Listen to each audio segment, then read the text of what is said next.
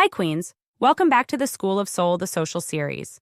I'm ADELINE Atlas, and today we're talking about something that separates good brands from unforgettable ones: how to build raving fans from day one.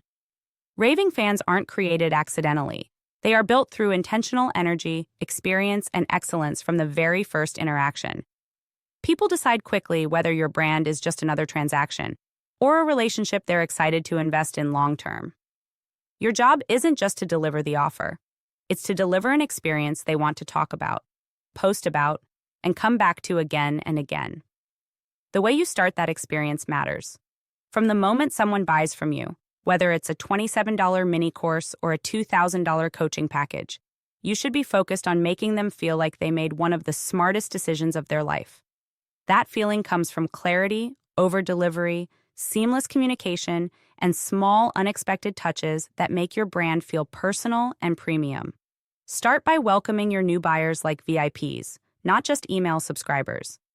A simple personalized message, a bonus thank you video, or even a small surprise resource can turn a first-time buyer into a loyal advocate. Show them immediately that they are not just another number to you. They are the start of something bigger. Next, make it easy for them to get results fast. People become raving fans when they experience quick wins.